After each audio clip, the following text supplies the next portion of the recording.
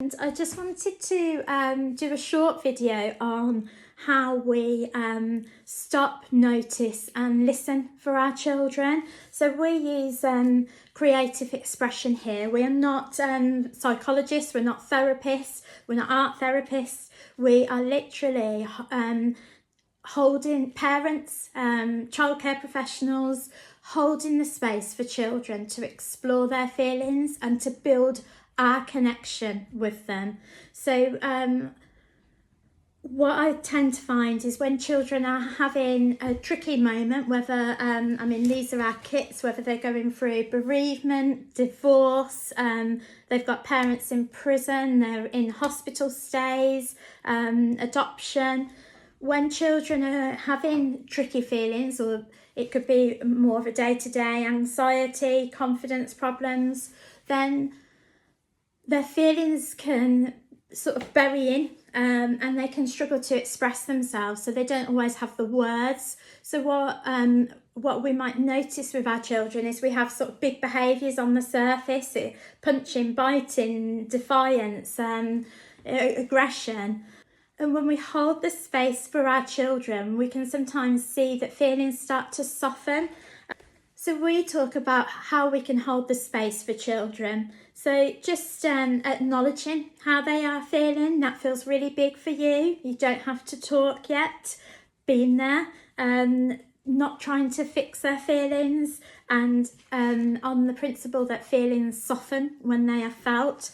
So we use a lot of creative expression, and sometimes it's not about what they're drawing, it's about how they're drawing it. So if we feel that a child's overwhelmed, then we might reduce to just a pencil or one or two colours, and we might use our sort of grounding stone for them to just take a moment and feel like they don't have to have all of those words straight away. But when they're ready, we use the concept of a journal. So with journaling, they can decorate it themselves. We hand stamp everything here, so this book belongs to. With journaling, what I've found with children is they might paint quite happily with lots of different colours, and you know that they're feeling pretty okay with that situation. So we use like prompt cards to ask them, you know, what colours show how you're feeling today, who makes you feel safe, what does a kind friend look like. But then if they're struggling with something, so potentially like anger, you might see them going like that, and then after a time that feeling might soften. So here we went into some pencil drawing and we got sadness out. So other times I've seen children sort of go away and want to do it in secret. So for me at that point, I wouldn't acknowledge the picture. I would just thank them for sharing with me or saying it's okay to have big feelings. So a lot of what we do at Wild Hearts is holding the space for children so that they don't feel as if they can't share things with us, and it's all about creating a moment of connection. We're not trying to fix those feelings, and if we do work with them and explore their feelings with them and feel that they need specialist intervention, then we've got that sort of journal where we can use to show their feelings when they get to specialist services. But we have a place for this in people's homes or in schools, just spending that bit of time. We're in a situation where children have got a lot of anxiety and mental health issues, particularly as they reach the teen years. So these are aimed for primary school children, with the hope to enable them to express themselves before those very crucial years of teenage development.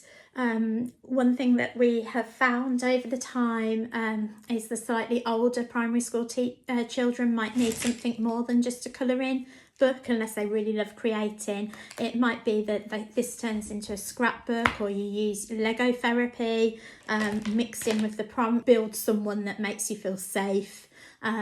Photography, photograph all the colours that feel good today, or how you, in fact you wouldn't even need to say feel good, photograph all the colours that you're feeling right now. You might get moody blues, stormy greys, sunshine yellows, sculpture, Play-Doh, clay, all different ways of expression. So creativity isn't just paints and felt tips, and it might be glitter art or just having a bit of fun, but no child is too old to explore their feelings in a creative way. Adults do it all the time. It's just finding something that feels light, fun, and gives them that chance to get lost in what they're doing, as opposed to thinking about where they're at, because then you get the real sort of feelings coming out.